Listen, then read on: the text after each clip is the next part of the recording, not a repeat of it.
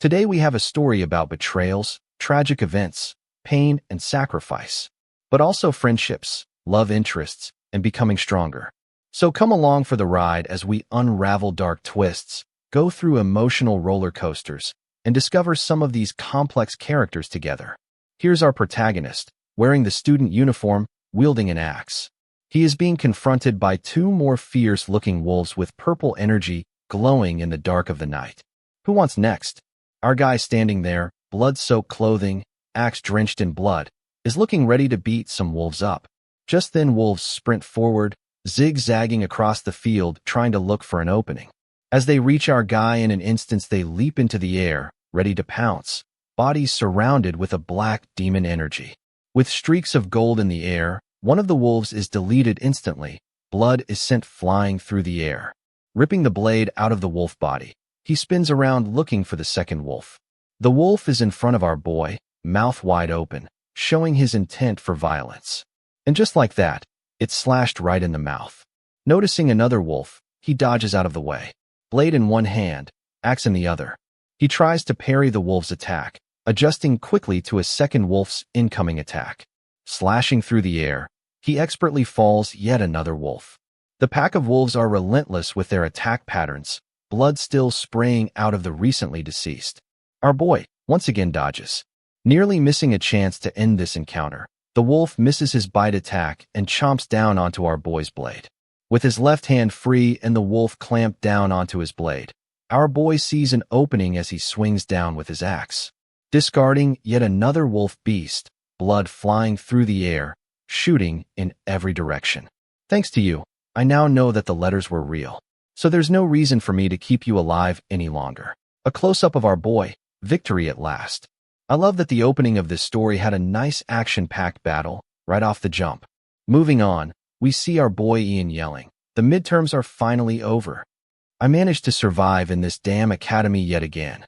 It states Ian Purkis, Department of Swordsmanship, 3rd year. Celine, Department of Knights, 2nd year, says, "Geez, it was just the midterms. No need to make such a big deal about it. You can still get expelled if you fail the other exams." Leto, Department of Swordsmanship, 3rd year, says, "Just leave him be.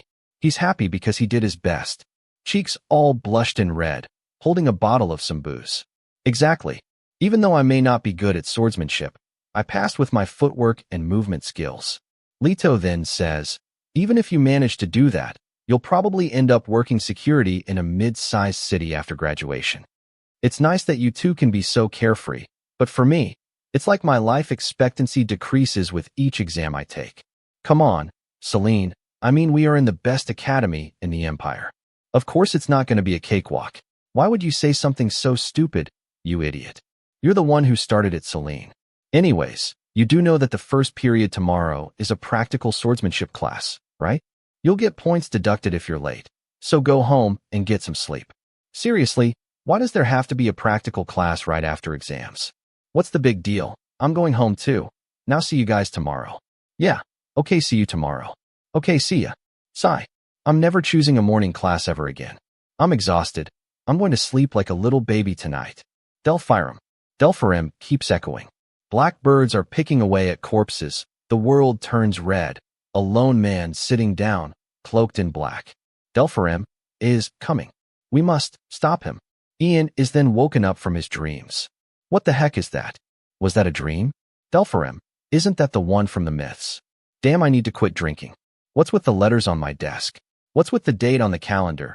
Isn't today the swordsmanship practical? I think he was looking at the calendar as if it was a cell phone or something, because technically the calendar would look the same all month long unless you crossed off the days or something of that sort. Moving on, we see Ian has picked up the letter sealed by a red wax stamp. As he opens up the letter, we can see that the letter was written in Wingding's font. Did the person who wrote this letter also turn over the calendar as well? Ah, that explains it, guys. It must have turned over to a new month. Ian continues, "From the handwriting, it looks like a woman wrote it. No freaking way. Could there be someone in the academy who has feelings for me? I'm going to be late for class, but I can't open up the letter and not read it all the way through. That would just not be polite." Well, boys, we understand and can read Wingdings now. The letter reads, "I thought it was a vain story from a fairy tale I read as a child. And sometimes I still think it's all a dream that our names were engraved on the pages of that book. What beautiful handwriting. Wait, fiancé. Raids? Yada yada yada. Hunting festival. Demonic beasts. Yada yada yada. Practical class. I'll dream of you tonight as well. From Cephia. The year 571 of the imperial calendar, on the 5th day of the month of the bow. I must be getting punked. Someone is definitely trying to mess with me. The dates on the calendar don't even match up. It doesn't even seem like they put any effort into it at all. If you're going to do something like this, you need to prepare more thoroughly, Cephia. And then there's that vague part at the end. What a letdown. If we don't protect the future, the world will perish? Come on, what's that supposed to mean? Okay, time for class. Enough of this bullshit. Who would write me a love letter anyways? A moment later, Ian is on the campus of the academy. Everyone seems to be gossiping about our boy. Careful, if you lock eyes with him, he's going to try and talk to us. Isn't he the crazy one? Is he the one from the rumors? I heard he beat them. Ian begins to sing. I got the feeling somebody's watching me. Why the hell do I have an axe equipped also? Seriously, what the hell is going on right now? Leto. Celine. Man, I don't know what is going on. They just ignored me and walked the other way. Ignore him, Celine. Just act like you don't know him. Leto, I know, obviously. I don't want to be dragged off to a strange place again. Hey, are you even listening to me? Huh. Wait, hold on. Something about you seems different from yesterday. Like your eyes have become more clear. Leto, I'm not in the mood for this bullshit. Ian, the evil spirit that possessed you has finally disappeared. You're back. You really came back to us. Evil spirit? What are you talking about, Leto? Get off of me, you pervert. Ian, something weird possessed you this past week. For real. What do you mean a whole week? But the last thing I remembered is saying goodbye to you guys last night. So you really don't remember anything, Ian? You've been treating us like servants this whole week. And now our reputation is ruined, you bastard. We would have brought you to an exorcist if you hadn't threatened us with an axe. By axe, do you mean this one? Can you please keep that away from us? I'm getting traumatic flashbacks. I was possessed by an evil spirit? Did something like that really happen to me? I don't remember being near any dangerous places or objects, though. Could this be related to that nightmare I had? Anyways, me and Celine are glad it disappeared. Seriously, Ian. Thankfully it's gone before another incident happens. What do you mean, Celine? Did I really get into an incident? Yes, you did. Something really crazy too. You beat the second year's top student. Come again? I beat who? The second year's top student. Then do you mean the youngest aura expert? The one who's referred to as a monster swordswoman in the second year. Syria Yerdina. I beat a monster like her? You guys are messing with me right now? That can't be right, Celine. Why are you acting that way, Ian? Quit acting so surprised. You hospitalized her for a whole week. No freaking way. What evil spirit possessed my body for that to be able to happen? Beats me. Anyway, Ian, what are you going to do about it? What am I going to do about what? The swordsmanship class today. You're facing her again today, remember? What? It then cuts to the first letter. Instead of having you guys pause it, I'll get the AI to read it for you. To my beloved Ian Perkis. I wonder, is there anyone who doesn't like spring? I heard this is in the capital city of Arancourt a while ago. You were a mature gentleman dressed in stylish clothes. Your eloquence and calm demeanor left an impression on me. Now that I think about it, I suppose you must have used to work for an aristocratic family. You said that you wandered aimlessly last winter, but your smile was as warm as the spring sunshine. It must have been because winter was over. Unbelievable. Before this, you could never last more than 10 seconds against me. And yet, she's then interrupted. What's unbelievable is your mediocre swordsmanship. Our boy is shown just terrorizing this poor girl as he begins to unload hit after unanswered hit, hitting her in the face, sending her flying across the arena, dashing at her while she tries to get up, disarming her as she gets swatted so hard it leaves her airborne, back arched like a banana. Onlookers in the crowd watch on in this humiliating defeat. Wasn't Syria virtually undefeated, even against fourth-year students? Yeah, and Ian won against someone like that? Aren't you even a little suspicious? You made a move at every little opening I showed, didn't you? Without even realizing that it was all a trap. Out of everyone, just why did I have to fight someone who's in the same class as me? It would have been fine even if I were up against someone I could beat, but I'm fighting the Academy's unbeatable student, Syria Yerdina. Ian, call it a quits while you still can and surrender. But that Syria sure is persistent. For real. Like, she lost miserably, but she won't even accept it. The professor always covered for her because she's strong, but I bet this totally bruised her pride. Yeah, even I would have felt ashamed. We'll now begin the match. Quiet everyone. Remember, this match serves as a substitute for our class, so this will be reflected in your grades. Damn you, evil spirit. You should have at least dealt with things before disappearing. You just did whatever you wanted and then just dipped. What am I supposed to do with that? Losing a few marks in this class won't be a big hit for her. However, if I fail this class, I'll end up a neat living with my parents. All right, I just need to hold out until she's satisfied. Hopefully 10 minutes will be enough. And with that said, within the first second of the fight, Syria is on that ass. Swinging her sword with a vengeance, she cuts the air with a light blue streak from the left to the right side of her body, leaving Ian flying meters into the air, flailing his legs and arms as if he's trying to run through the air away from this girl, eventually landing on the ground so hard that it damn near knocked the wind out of our boy. Gasping for air, he has come to the realization that he's screwed. He's not even going to last a minute with this girl, much less 10. He'll be lucky he doesn't end up in the damn hospital. But he knows if he gives up now, that girl would never accept it. I have to hold out a little longer. He says it's my turn now, bitch. Syria just says, do whatever you want, boy. He dashes forward as his body is covered in a red aura, streaks of energy left in his wake. Eyes glowing yellow, he leaps into the air to perform an aerial attack, cocking back his sword. While midair, he comes to realize that his body is feeling lighter for some reason. Just what the hell happened when his body was possessed? Ian, thinking to himself, my body is moving exactly as I want it to. Seeing all of this, puts a smirk on Syria's face. Just then, as if an adrenaline rush just hit, her eyes begin to glow blue. Menacing energy surrounds the area where she stands. Whack! Syria disarms Ian, who is left mouth wide open. Boom! To the midsection of Ian's body. Our boy on his hands and knees, Syria standing over him says, so you didn't show me that opening on purpose? Yet last week, you brushed me aside so effortlessly like you were just toying with me. Last week this, and last week that. I'm going to lose my shit if I hear that one more time. And whose fault do you think it is that I ended up the laughingstock of the whole school? Syria leaps into the air, both hands clutching her sword, is about ready to take Ian's head off with this one swing. As her blade comes down, Ian lifts up his sword in order to block her oncoming attack, is thinking that there's no doubt about it. Both his kinetic vision and reaction speed has improved.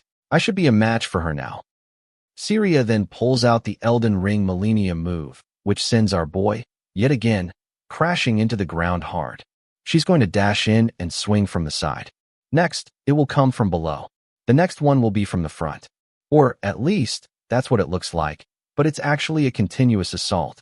It's a pain, but I'm somehow keeping up. Still, why does she make so many unnecessary moves? Ian, trying to catch his breath, is a bit shaken up. Syria is then heard saying, don't charge in just because you see an opening. Assume it's a trap. Isn't that what you told me last week, Ian? That's why I asked for a rematch. But you're doing awful. Isn't it about time you get serious, Ian? I see. While my strength has certainly grown, she isn't the same as last time either.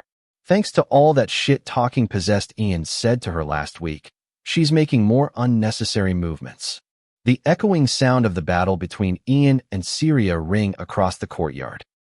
Syria's fighting prowess is shown, and Ian is doing just a little bit better as the fight goes on. Continuing to move forward, Ian is trying his best to go blow for blow with her. The goal for him isn't to beat her, it's to last at least 10 minutes, remember? All right, I've gone toe-to-toe with her equally for long enough now. If I call it quits now, she won't be able to say anything. Good. Now that you've finally gotten serious, it's time for me to show you what I can do too. This is it, my chance to check out. If Ian doesn't get up in 5 seconds, Sierra wins. The possession and the duel with the top student, they've been the most unbelievable things that have ever happened in my life. The teacher counts 1. Still, I've done what I had to do to make amends. I have to become a normal person again. The teacher counts 2. Syria says, you took that hit on purpose just now, didn't you? The teacher counts 3. Syria continues, don't think you can just bitch out of this one like that, Ian. I'll just request another duel if you end things like this. Even if you refuse or skip class or whatever, I will challenge you again and again, until you have a taste of the same humiliation I felt. I'm struggling like hell right now for something I don't remember doing. Are you really treating me like an arch nemesis just because I messed with you for a week? Ian, if you want to withdraw, you should do it now. How about it? Do you want to stop? No. I can still go on. Fine. Then the duel will continue. Get ready, both of you. Good boy. We couldn't just let this end like that. Glowing in red aura, our boy says, I can't run away now. I'm gonna rip that shitty pride of yours to pieces again today. For some reason her fingers bother me in this picture. Ian, standing there, doesn't seem to be even moving into a defensive stance. Eyes glowing yellow. He's determined to finish what possessed Ian started. He reaches out and grabs Syria's sword with his bare hands. If it wasn't a wooden sword, he would have to get a hook for his left hand. Let's be real. No way. He just grabbed my sword. They both stand there locking eyes. He then says, like a Chad, gotcha bitch. Okay boys, story time. This is the first letter, page 2. Every time we do, we think of what we've accomplished. Protecting the world and becoming heroes. I thought it was a vain story from a fairy tale I read as a child, and sometimes I still think it's all a dream that our names were engraved on the pages of that book. It's all thanks to you. No, it's just as you said. It may be thanks to all of us. I can't run away now. I'm gonna rip that shitty pride of yours to pieces again today. During that last exchange, I could clearly see her sword's movements, and I was able to dodge Syria without any problems. I just have to focus. Come at me, Syria. I'll completely destroy your pride. I can see it. The path of her sword. Each little move. The timing of her swings. The directions of and speed of her attack. Everything is easier for me to follow, as if time is slowing down. I don't feel panic. There is no fear. It's like I know what I need to do, as if it was built into my muscle memory. Got you, bitch. Then Ian just takes her sword and flips it away, like get that shit out of here. Well, it looks like it's time for our boy to finish her. It's over. Syria, eyes wide open, a bead of sweat dripping down her face. Both of Syria's hands are guarding her head. Her body is shaking, which is understandable. She just got out of the hospital. Ian is finally beginning to realize that this isn't what he was trying to accomplish. Is this really okay? Ian is thinking to himself, why am I trying to settle something from a week ago? This won't solve anything. Rather, this situation will just repeat itself over and over again. It's not about winning. It's about understanding the issue at hand. What he says and does is very different. Because he steps over and flicks the girl on her forehead, leaving a red mark on her face. I mean, isn't that just as humiliating? He does this in front of everybody too. The crowd is just like, oh shit, did he just finger flick her forehead in the middle of a battle? What the hell are you doing? Are you trying to make fun of me, now that you've won? Syria, why are you trying so hard to win against me? Because winning is everything. If I lose, I'll become a laughing stock again, you idiot. Is what other people think really that important? Losing one match won't change what people think of you that much. Ian continues, and no matter what people may say, the effort you've poured into honing your swordsmanship won't disappear just like that. You're right. But of course getting made fun of hurts. But if everything you've worked for until now, if all those efforts suddenly became meaningless, wouldn't that be unfair? I've been losing all the time in this academy. So, Syria, trust me when I say, there's no point in taking other people's selfish words to heart. Even if you lose once and others laugh at you, nothing will change. He's right. I seem to have unconsciously convinced myself that my sword was useless, even though it's the swordsmanship I'd built up with the belief I had in myself. I've learned a lot. Thank you very much, Ian. Then this means Ian has won, right? Another is saying, he won twice against the second year's top student? Seriously, who the hell is that guy? Oh, to be young again. The winner of this match is Ian. From now on, I'll walk my own path, no matter what others say. Just like Senior Ian taught me. Things don't always go the way you want them to go. Hey, look. It's the rumored Ian Purkis. Isn't he the demon who almost killed her the first time and then forced her to admit defeat the second time? Oh my, we should stay away from him. As he walks through the academy, people continue to gossip about him, and he thinks to himself that he only won because Syria didn't show what she's actually capable of. It has nothing to do with how strong I am. Although it's true that my aura detection and mana have gone up significantly compared to before. Yet no matter. If my skills were worse than Syria's, I wouldn't have been able to win in the first place. What the hell happened to me in the week I can't remember? Just then Celine taps Ian on the shoulder. Are you trying to recall that week still? Hey Celine. Leto is like, hey, can't you see that I'm here too? Yeah, in the end I still can't figure out why I was possessed. The Saint Tess at the cathedral said you're fine, so I'm sure you are. Fine, huh? There are weird rumors about me everywhere though. Come on, buddy. Who cares about some stupid rumors? They're not even bad ones, if you think about it. Before this, you were looked down on as a low-ranking noble, but now that's not the case, is it? It pissed me off every time I heard. He has a nice face, but he's a countryside noble, so he's not that attractive. But that still means that they like me, Celine. Celine then stomps on our boy's toes and continues. Anyways, thanks to you, even the high-ranking nobles stopped messing with us because they are scared you'll crush them. By the way, Ian, are the rumors true? What rumor, Leto? There have been way more than just 1 or 2 rumors about me lately. They say your Dina has been following you around ever since that day. Celine's jealousy itching at her says, has she really? About that. Guys, look to that side, but don't make it obvious. Syria is shown hiding behind a tree. Her cheeks blushed red behind her raccoon face mask. Does she really think that disguise will work? Why the hell are you following Ian around? You skank. Don't you remember getting your ass beat half to death by him? Leto asks, when did she start following you around? Ian responds, around 5 days ago. It's so annoying. I think I'm gonna go insane. But more importantly, I finally got my normal life back. I really don't want to get involved with her. Syria, I'm sorry, but I'll have to refuse. Huh, but you won against me twice, Ian. That wasn't because of my skills or anything like that. You simply let your guard down. Honestly, the only reason I won was because of sheer luck. Luck is also a skill, Ian. Syria continues to plead. If you can't do it for a long time, then just until the hunting festival, please. Wait, the hunting festival. Come to think of it, that letter also mentioned the hunting festival. The letter stated that there were a lot of accidents during the hunting festival that year. Emma from the alchemy department went to gather medicinal herbs when she was suddenly attacked by a mysterious monster and was found with her stomach ripped open. Of course, there's no reason for you to help me, but as she is then interrupted by Ian, who says, thanks to you, I remembered something I needed to do. Huh, what? Ian continues, also, if you want to get stronger, you should ask Professor Derek to teach you, not me. Hey, where are you going all of a sudden? Have you settled things with Syria? Nope, but I remembered something else I had to do, see ya. Honestly, I don't believe anything that was written in that letter. However, my friend's name coming up and it bothers me. I have to confirm whether she's safe in person and if it's possible to receive a letter from the future. If anyone would know, she'd be the person that would know about it. Oh, look, it's story time. I know how much you guys like story time. First letter, page 3. I got used to life in Court. I was worried about what would happen when I crossed the desert where sand was all one could see. But in the end, it is also a place where people live. The sun is warm, and the sea glitters under its reflection. Have you heard the old saying, if you look through the eyes of a fairy, you can see hidden treasures? That was it. And writing a letter to you has also become an important part of my day. The sun shining bright into the sky, and the sounds of sword play can be heard at a distance. Syria is putting in the work as she tries to improve her sword aura. Laser focus as she effortlessly slices through the air.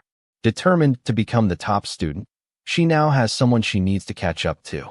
Professor Derek tells Syria that's good enough. You're almost there. So long as you remain diligent, you should be able to create a well-rounded aura by the time the hunting festival comes around. Thank you, Professor. But while I never thought you'd ask me to teach you, it came as such a shocker for me. With a tone of admiration, joy, and infatuation, Syria tells the professor that Senior Ian told me to ask you for guidance. Ian really did that? Questioned the professor. Syria was thinking to herself that what she really wanted was for Ian to do it first. Well then, Professor, I'll be taking my leave. It doesn't look like you can teach me anything else. This girl is a bit awkward socially anyways. All right, Syria, until the next class then. Syria bolts off as the professor says, Syria, there's no need to rush. Even that guy only managed to place second in the hunting festival in his second year, you know? Syria is left thinking that it's kind of odd for a professor to ask you not to rush yourself when you're eager to improve your grades. Syria, I'll give you a hint since it's your first hunting festival. Familiarize yourself with the terrain and monsters of the southern forest. It's where the hunting festival will be held. I'm sure your upperclassmen have already started to do so. The southern forest. Are there any strong monsters there, Professor Derek? There are hardly any near the entrance. But once you're halfway into the forest, you'll suddenly start seeing some very powerful monsters. I see. Thanks for the advice, Professor. I'll try to go deeper next time. Syria, don't go too deep on your own, though. Although students can take most of them down, there are records that terrible monsters appear more frequently as the hunting festival approaches. Moving on. At the time of the creation, the heavenly god Ars was born alongside the light. And with darkness came the evil god Amelos. The heavenly god, together with the flow of time, created the universe. That is how the law that time flows from the past to the future was made.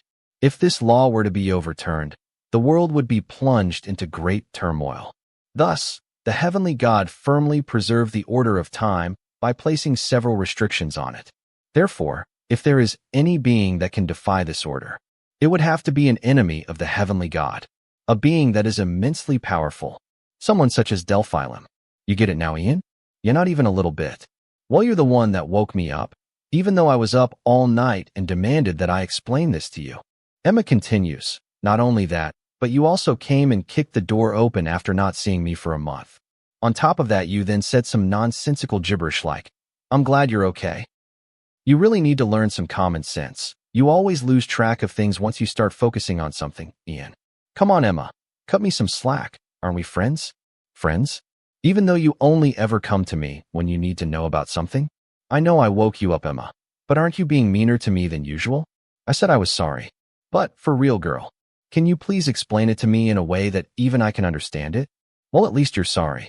All right, I'll tell you the gist of it one more time. If you're trying to go against time, obviously, you will need immense strength, right? Yes, you have to be powerful. And there's only one being in the world with that much power. That being is Delphilum, the servant of the evil god. Okay, so you're saying the letters that I got were from Delphilum? Ian, you need some common sense. You can be so dense sometimes. But Emma, that's what you said, didn't you? Put it this way, if I had to name someone, it would be Delphilum. But how could a mythical? Again, I'm stressing the word mythical being do such a thing when we don't even know if they exist. Then what if it's the evil god's doing, Emma? Well, we don't know if he exists either, Ian. Oh yeah, I guess you're right about that. In any case, it's impossible to get a letter from the future. You should go back to your room and make sure it's secure. Isn't she being a little harsh to treat me like an idiot just because I said something crazy? Then again, I guess I'm also crazy for actually believing that I got a letter from the future. Oh right, Ian, wait a second. There's something I want to give to you. What are these, Emma? They're presence-erasing drugs. They're a new product. Try one out and see if it works. So you're saying that if I drink this, I'll become invisible? It doesn't make you invisible. It just erases your presence. Hey, wait, what are you doing? Why did you drink it right away like that? Oh my God, this shit tastes awful, Emma. You know that this stuff is really valuable, right, Ian? All I have to do is see if it works or not, right? Go and try closing your eyes for a second while I hide. Well, the more test results, the better. All right, I'll close my eyes and try to feel your presence. Ian begins to release a smoky blue energy. This is incredible. I can't really put it into words, but even I can't feel my own presence. As if it's like I turned into a ghost or something. Ian is then seen jumping from right to left and waving his hand in front of her face. Good thing he's not a pervert like this AI narrator. It'll give me a tremendous advantage during the hunting festival. Just then, out of nowhere, Emma reaches out and grabs Ian by the tie. Emma, how did you find out? The potion is a no-go. Damn it, why didn't I think of that? What do you mean? Why is it a no-go? Because of body odor. You don't have a presence, but your body odor is still there. My body odor? Everyone has a body odor unique to them that they usually can't smell themselves. It didn't come to mind when I tried it on my own. I'll need to do something about it. I see. Good luck with that. Why am I even worrying about you when you're insanely strong? Are you going back now, Ian? Now that I know you're fine, I'll drink the other test tube in the forest and report back to you. Oh right, Emma, don't go into the forest alone until the upcoming hunting festival. If you really have to, then call me first. Got it. I heard the monsters there have been acting strange lately. Is that so? Okay, I guess this is exactly the time to put you to good use. That's right, Emma. Since I'm free, put me to good use. Okay, We then move on to sunset at the dormitories, and Ian can be heard yelling, "Damn it. Who the hell keeps on sending me these damn letters?" Anyway, I already warned her not to go alone, so I think she'll be fine.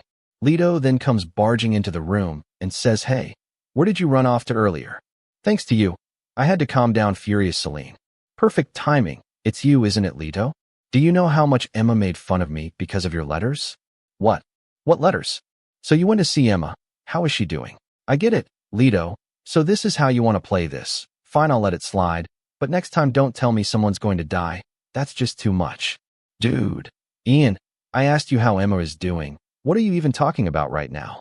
It all started with Emma, a student of the alchemy department, gathering medicinal herbs when she was suddenly attacked by an unknown monster and was found with her stomach ripped open.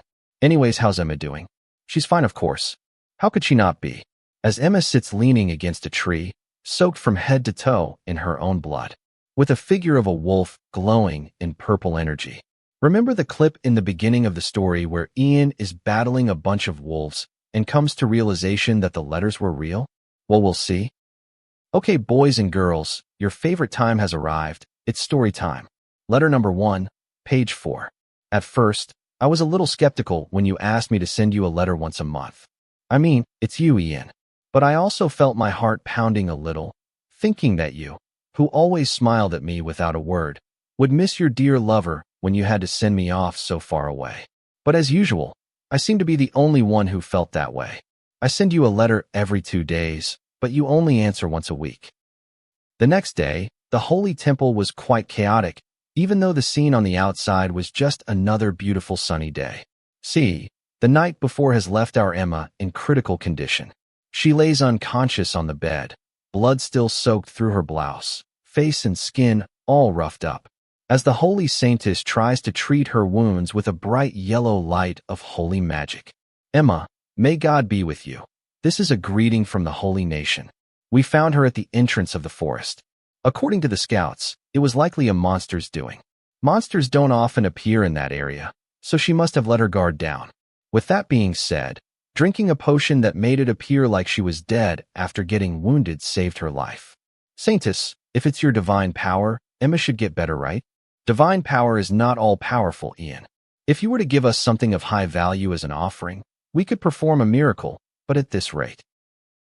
You should know that an herbalist's daughter doesn't have such expendable resources. The offering does not concern monetary value, rather the difficulty in obtaining such a thing to begin with. It's unfortunate, but you've ought to prepare yourselves for the worst. Emma's father should be here soon. Ian, it'll be difficult for you to explain something like this to him. If you'd like to entrust that task to us, it would be fine if you were to return right now. No, I'll stay. I was the last person to see Emma. I have to be the one to tell him. It may be the last time we ever meet. This is not anyone's fault. Please do not blame yourselves. May you regain your peace of mind. Our dear Emmanuel. Out in the hallway, Leto is beating the shit out of the wall. Damn it. Why did a monster have to appear at the entrance of the forest? If it weren't for that, she could have run away. Just then Ian heard the sounds of a man crying in agony. Why did this have to happen to my daughter? My poor baby girl, Emma. Just why? As he continued to wail and cry aloud. Are you Emma's father? Do you know my daughter? Please help us, young master. Please, at least let me see my Emma's face. For the sake of hygienic purposes, they didn't even let Emma's father see her, and there was nothing that we could do. If only we had a strong backing. If only we had the money for an offering. Maybe we could have done something. But for us mere countryside nobles, all we could do was tell him the priests were doing everything they could to heal her. Excuse me, sir, yesterday, Emma gave this to me. It's a new potion she was proud to have developed. Rather than me, you should be the one to hold your daughter's achievement. Emma's father said, no, please use this, young master. In exchange, please don't ever forget my Emma. Please don't forget my daughter. Ian stood there questioning to himself if there really was nothing that he could have done. Watching Emma's father weep for his daughter, Ian continues, no, I definitely could have prevented all of this from happening if only I had taken the letter more seriously. In his mind, due to that reason, he only gave Emma a vague warning to not go into the woods alone before leaving her. I don't know if this letter is truly from the future, nor do I know whether what's written is true or not. But it's true I had a feeling I couldn't completely ignore the letter's contents.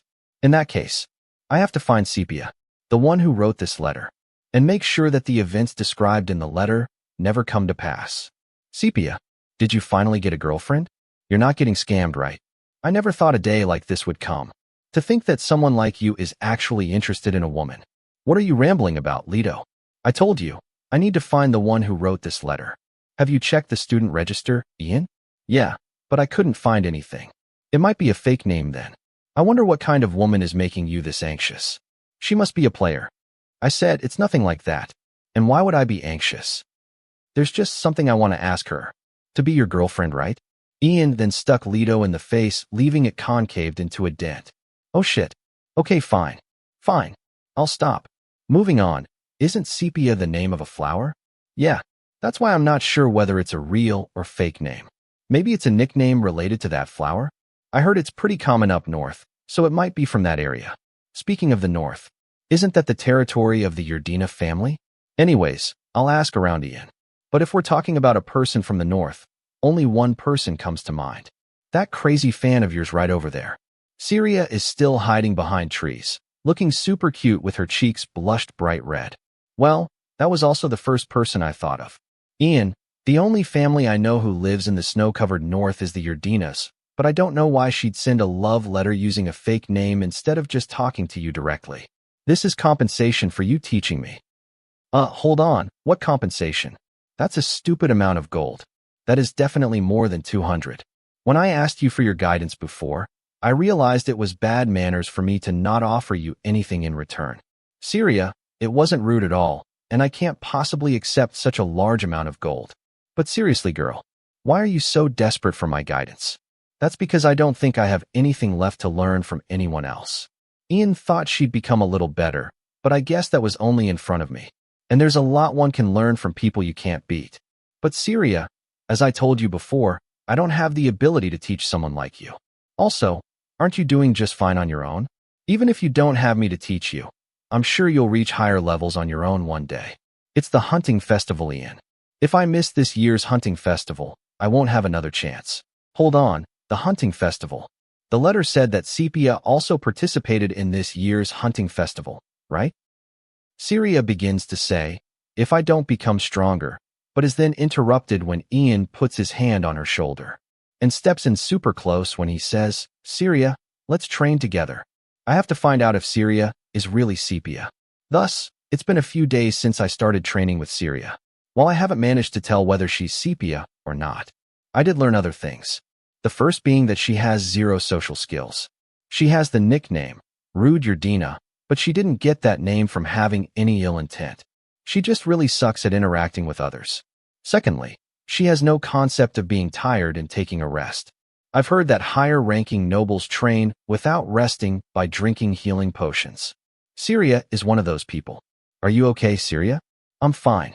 This can be healed with just a single potion.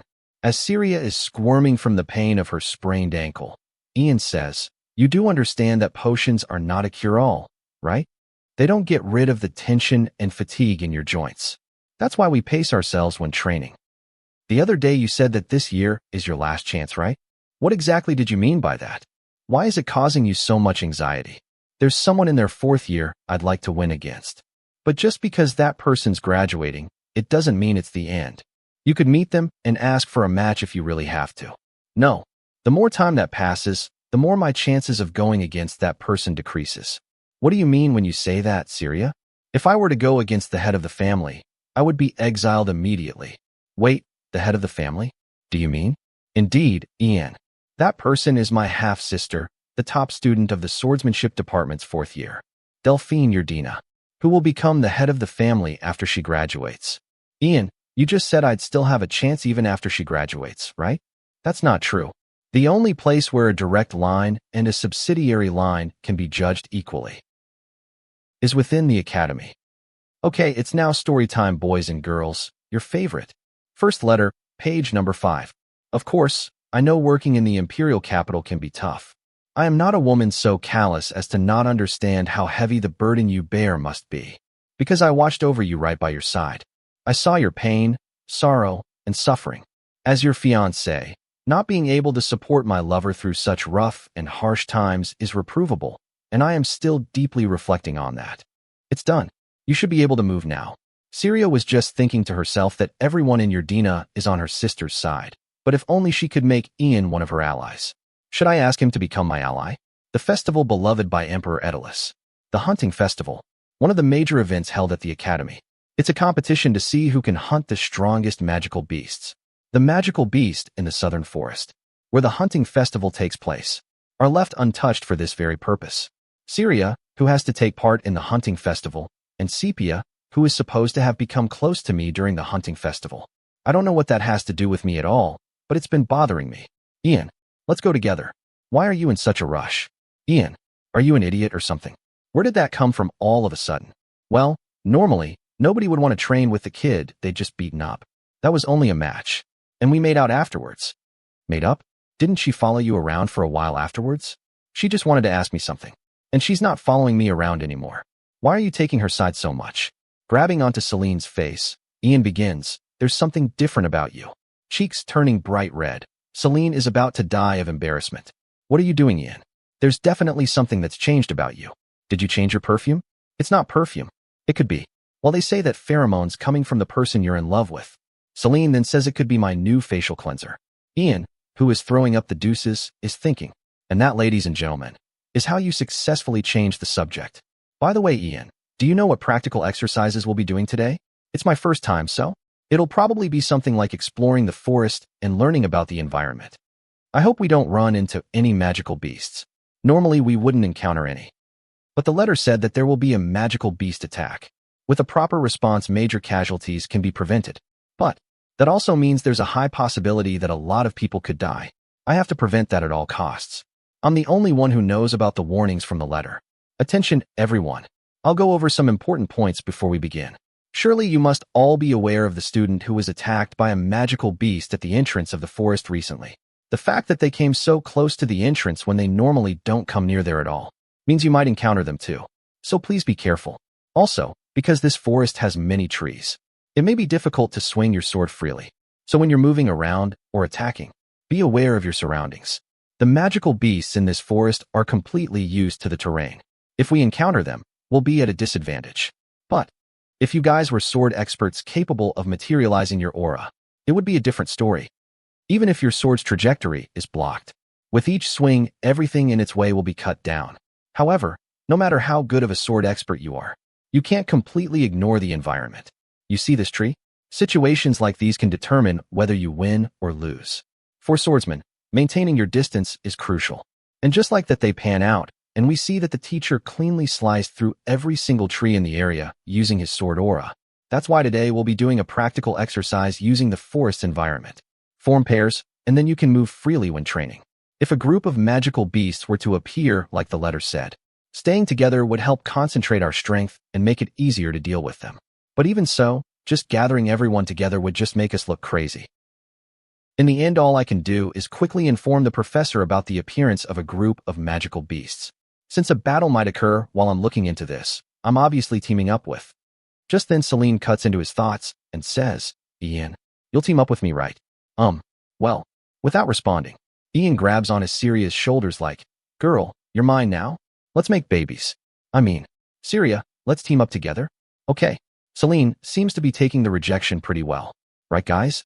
We're still within the area the professor said we could be in. But so far, not one magical beast has appeared. Syria, isn't this weird? Yes. I haven't felt the presence of any magical beasts. There's no way someone so skilled at sensing magical beasts like Syria would miss their presence. Ian then asks Syria to take a break, but warns to not let her guard down, please. Syria says, of course, that's not a problem. Ian, may I ask why you wanted to team up with me? Well, because you're my type. And we're friends, aren't we? Don't tell me I'm the only one who considers you a friend. Oh, I see. Then, in exchange for you becoming my friend, should I offer you something in return? Ian, don't screw this up, my boy. Say yes. Just say you definitely need something in return. Huh? What do you mean, Syria?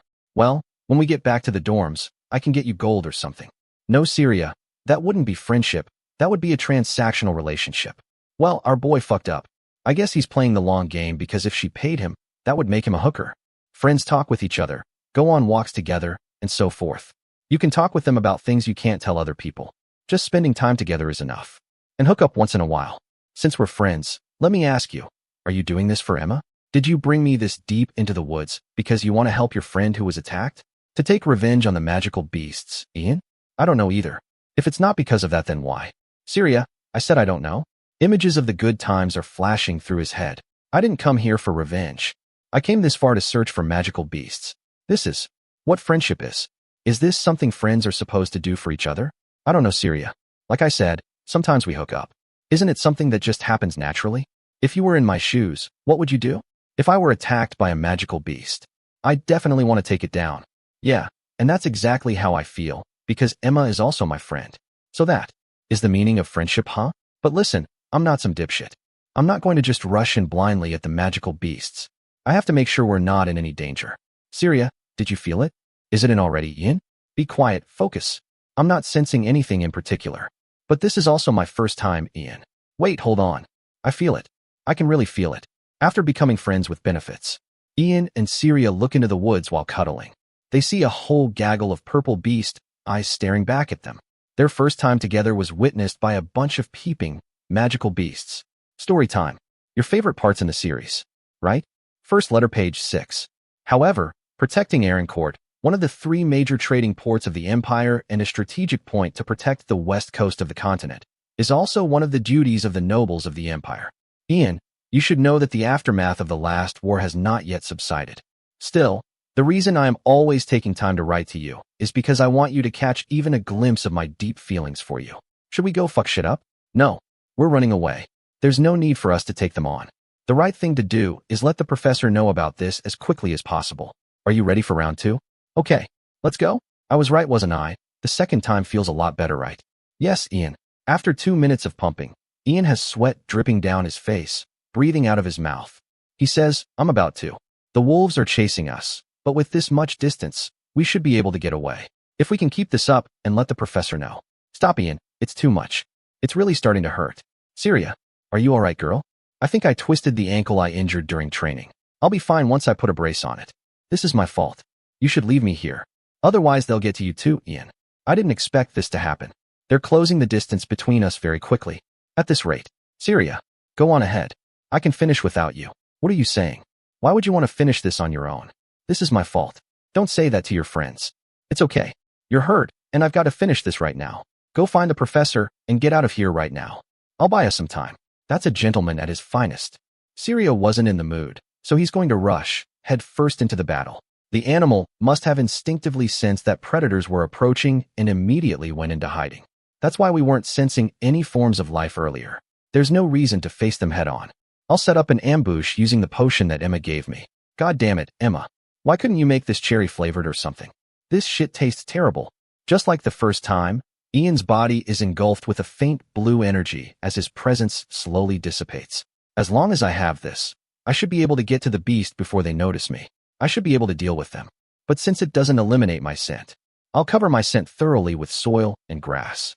Lastly, if I hide somewhere out of sight, those beasts won't be able to find me. Positioning myself in an elevated area will not only get me out of the beast's line of sight, but it will also give me a better perspective for the ambush. I'm going to fuck these beasts up for messing with my friends with benefits. Here they come, stepping on the scene like they're being stealthy. But I can hear the crackling of their purple and black lightning aura. Ashen fur, black eyes, and huge fangs. And a body that is bigger than the average man. That is definitely the demon beast. Looks like it's confused because the scent it was following suddenly stopped here. Let's go. Diving out of the tree, Ian is armed and ready to mess some shit up. The demon beast doesn't seem to notice me yet. If I time this right, I should be able to take out the first one without too much effort. Oh shit. The sword didn't pierce their thick skull. Was my aura not dense enough to one-tap this bitch? But if I use all my weight to push down, die motherfucker. Die. I now know that it's not easy to take these demon beasts out on my own. How many will I be able to take down before the professor shows up? What the hell am I thinking at a time like this? My girl will be in danger if I let even one of them go after her. I'll definitely stop them all here and now. I'm going to kill every last one of these bitches. It's here. And they're not alone. It seems that since they're wolf-like demonic beasts, they naturally move in packs. Although I can only see one, I can sense the presence of many more around me. Right now, they're scattered about looking for me. There are definitely at least 5 of them prowling around me. In that case, I'll have to kill one before it calls for its pack. Sticking it in its side like this isn't going to be enough. I just need to keep attacking it until it falls. Shit. I'm going to have to remember to get my rabies shot updated after this. It hurts, but if I scream in pain, it'll alert the other wolves and they'll surround me in an instant. Just keep dealing damage, even if they can tank this many hits. I have to just keep dealing damage. Well, chopping off its head is the ideal scenario. This axe sure is useful. My senses became much sharper after I was possessed by the evil spirit, and my reaction time has definitely improved. Whatever the reason may be, the evil spirit has done a good thing for me. It feels like I could take out any number of them in this state. God damn it, he pisses me off sometimes. How dare he team up with that whore instead of me? The other two are just wondering why this girl is crashing out and taking it all out on her sword. Celine continues, I am just so frickin' mad. I bet those two are out in the woods. Ian probably said something super cute, like he always does. Then that whore said that it was her first time, which is clearly a lie. Just then Celine's tantrum is interrupted when Syria calls for Professor Derek. Syria, what happened? Are you okay? What's going on? Demon beasts. There are a lot of them. And Ian stayed behind by himself to protect me after I got injured. I understand. This is normal for boys after the first time. You stay here and wait. I'll save Ian. I promise. Then the professor dashes in the direction that Syria came. Back at the camp, Celine and the other girl are asking what happened in the woods, and they're wondering if they should grab their weapons. But our girl Syria is not looking so well as she collapses down to the ground on both knees. As she falls onto the ground, she begins to say, Senior Ian, please, be safe, before she completely passes out. Story time. First letter, page 7. A night like this makes me miss you especially much, Ian. Before I knew it, the moon had turned into a crescent and the stars were twinkling and dancing in the sky, just like they did that night. It was at the hunting festival, under the crescent moon, that we became closer, wasn't it? For me, who has always struggled with feelings of inferiority, the memory of that day still vividly lingers in my mind. It all started when Emma, a student of the alchemy faculty, went to gather medicinal herbs and was attacked by an unknown demonic beast and was later found with her stomach ripped open. I should have realized it back then. Back in the forest, we see that Ian has been busy. Remember the scene in the beginning where Ian says because of this, he now knows the letters are real? The wolf is just like, damn, what the hell happened here? Ian, eyes glowing yellow, looks ready to become the hunter and slay some demon wolves. He was hiding in the body of wolf corpses like a Chad. Boom. He stabs the wolf right in the throat so that he can't cry for all the other wolves to hear. Smart move, Mr. Chad. At this point, Ian is getting exhausted. He's taken out at least 4 or 5 of these bitches by now. Damn it. I can't rest until I've taken care of all of them. Just then we see that 2 more wolves are ready to pay it back in blood for what he did to the homies. Enough. Resting time is over. Come at me. I'll show you what happens when you talk all that shit in the YouTube comments. I hope my girl has made it to the professor safely. These frickin' wolves are going to pay for what they did to Emma. I promise you that. Now stop being a bitch. And come at me all at once. These guys are no dummies. They surround their prey at opposite ends, just searching for an opening. But at the end of the day, I got plot armor, and their movements are simple. I thought it would be hard to deal with 2 of them at once. But if this is all they've got, then this will be doable. Just like that, the hunters become the hunted, because our boy dashes between them with lightning quickness. I just want you all to admire the artwork on this panel. I mean, how badass is this? He leaves them with a 20/ combo, beating the hell out of them wolves and dashes to a safe distance, followed by a streak of blue and white lightning energy, just dismantling those wolves, while dual wielding a sword and an axe. Aura farming the shit out of this scene. He turns his head slightly, still glowing in blue energy, and says, come out. Every last one of you. I said I will take care of you all. Not one will leave alive. I thought I'd taken care of all the magical beasts, but I can sense one more. What's up with this last one though? It's not coming closer. Don't tell me. This is hilarious. Does he think that I didn't see his magical claymore trap that he left for me? Pretty clever for a demon beast, but still laughable. Wait. Oh hell no. This smell. I know this smell. I could never forget this smell. It smells like the alchemy classroom. No, it smells like the potion from Emma's workshop. If his eyes weren't seeing red before, now it is pure malice. It was you. You were the one who attacked Emma. That fabric hanging from your mouth, that belongs to Emma. I'm sure of it. The piece of fabric is from Emma's robe. Hey bitch, you're going to die right here and now. As if taunting our boy before they fight, the wolf drops the fabric right in front of Ian. First the magic trap. Now you drop Emma's robe in front of me. This son of a bitch came looking for that smoke. It's almost as if it's laughing because it's so sure that it'll win. It looks like it wants to cut me down the same way I cut those other beasts down. But I won't let this turn out the way it wants. It's not like the other beasts who came at me right away. It must be a high-ranking magical beast. I could die if I make the wrong move. I'll have to test it out first. Ian is about to get into a boss battle, y'all. The wolf makes the first move as it dashes so quick Ian wasn't even able to follow its attack. Next thing you know, Ian is flying through the air, gushing a lot of blood from his torso area. At least he was able to catch himself mid-air and perform a superhero landing pose. Shit, that was quick. Too quick. I could see it coming, but there's no way I would be able to react to it in time. Within a split second, he infuses his sword with aura energy and throws it flipping through the air. Any damage is good damage in a boss fight, as the short sword lands right into the wolf's mouth. It hits the wolf so hard that his teeth look like they're breaking apart in some places and leaving hairline fractures in other areas. Following up right behind the sword throw, Ian leaps into the air, cocking back his axe for a second attack. The axe is swung so hard that all you can see is a red streak left in the air. Come on, man. Why is his skull so tough? As the battle intensifies, Ian and the wolf boss are trading blows. Streaks of purple and red energy are slicing through the air.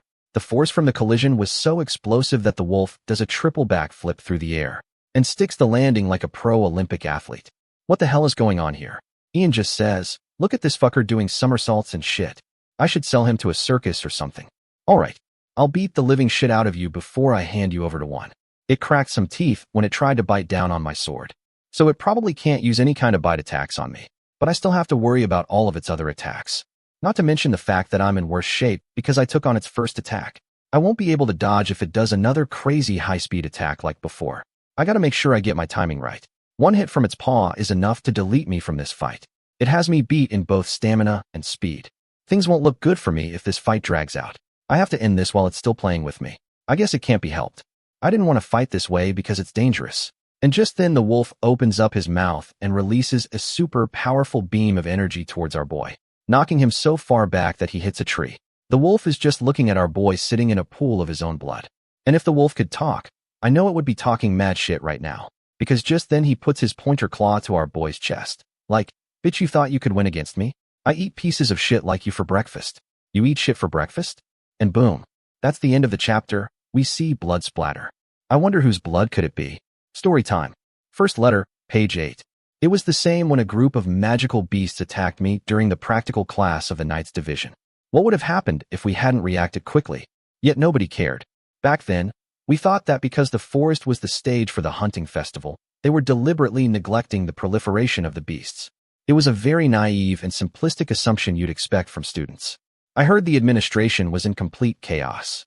No matter how much I look at it, I think it was Dean Delamore's mistake to push forward with the hunting festival that year.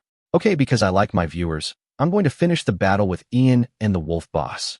Be sure to leave a like on the video for me. It's not killing me right away as it did with Emma. It ripped her belly open as though it were playing with her. That's why. I know that if I pretend to be weak, it'll let its guard down and expose its guts. You stupid son of a bitch. Thought you could play with someone like me? You gleefully walked up to me trying to rip my belly open, didn't you? Now what, little homie? How does it feel to get your guts ripped up? You piece of shit. With one last slash, Ian puts everything that he had into completely destroying this demon beast. You should have learned to kill your prey right away, and not play with them as you did with Emma when facing someone stronger than you. Your arrogance is what got you killed, you piece of shit. And remember this. Remember that the one who killed you is Emma. The sky lights up with a blast so powerful, it leaves trails of blue and white energy shooting in a cone right up to the stars. And don't you forget it, you little bitch.